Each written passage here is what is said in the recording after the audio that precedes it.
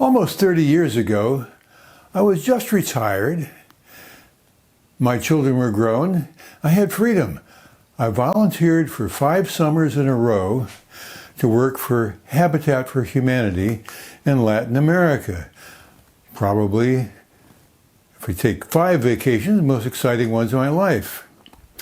I traveled through Nicaragua, Portugal, and Brazil, building houses. This is one of the houses in Nicaragua. And along the way, I learned something of the cultures of the people with whom I was working. A view of the cultures I could not have gotten as a simple tourist.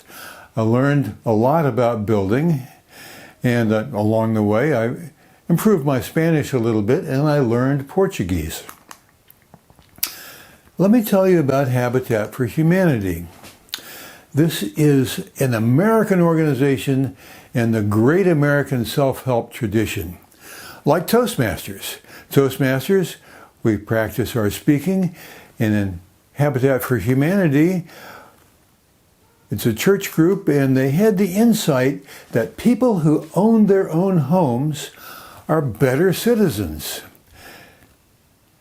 They are proud of themselves for owning their home. They're more reliable. They have a place to raise families, and they have a sense of community. They are involved with the people around them in a way that renters simply are not. So what Habitat for Humanity did was, in the Christian spirit of teaching a man how to fish, not giving him fish, they help people build their own houses. They acquire land on which houses can be built, and they subdivide it, and they sell it to the individuals who are going to be living there. So it's not a freebie. The people have to own the land that they're going to build on, but Habitat helps them buy it. Habitat provides blueprints. If all the houses are the same, the architecture has been worked out, it's going to be practical, and it's cheap, no cost for architects. And they help by making interest-free loans so that people can afford to buy. Once again, so they buy the building materials, they get a loan, but they have to pay it back. And they buy materials in bulk, so they get them from the local Leroy Merlin or Home Depot, whatever the organization is. And then they all work together to cooperatively build the house. So here's a group of people this is in Brazil, cooperatively building a house. You can see our volunteers. They're the people that look like gringos, and the people who are really doing the work are the local people. Here's how it's organized. There's in-country leadership, which really runs the organization. They get advice from the Americans, but the Americans don't run the organization. They work on a project basis. Project takes 2 or 3 years, sometimes longer, from the acquisition of the land to subdividing the land, to getting enough people together to build a project, so they make sure that they have a full project, and then they start to build. Now, we volunteers come and go. We're there for 2 weeks at a time, and we are not essential to the project in any way. This is what we do. We come in, and we are supposed to be working. And the work involves hard work of hauling, toting, lifting, so on. And easy work, like tying reinforcing steel and putting in insulation and stuff like that. And there's skilled work, such as laying the bricks. I want to tell you that the Americans who volunteer there's no requirement that they be skilled, and most of us were not. And the people who were going to be living in the houses watched us very carefully to make sure that we didn't screw things up. Basically, they let us lay a few blocks, but it was mostly their job. What we really did was to contribute. We had to donate a few $100s for the local people to take care of us in the 2 weeks we were there. And that money went to the project. So they benefited in money, but there's also a benefit in the bonds between the Americans and the locals. And that's really the chief thing. It's good publicity for everybody. We worked in teams of 10 to 12 volunteers. This is the Brazil team that I led. Mostly young, half women, not much language skill. Nobody spoke Portuguese in either Brazil or Portugal, and only a handful spoke Spanish when we were in Spain, in Nicaragua. No experience required, and none brought, and not used to hard work. American kids are soft.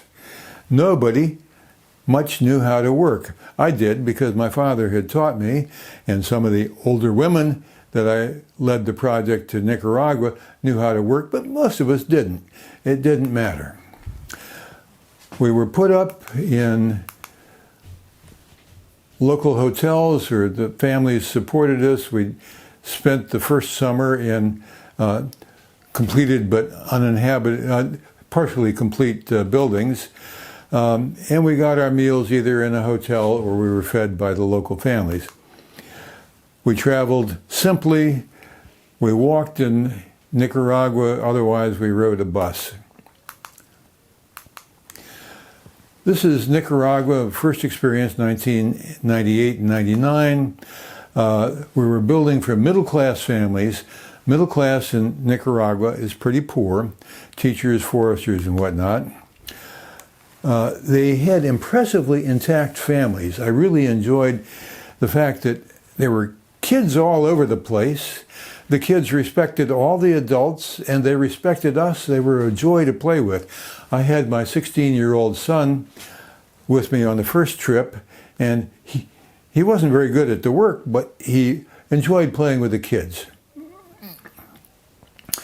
One of the issues that showed up everywhere was alcohol.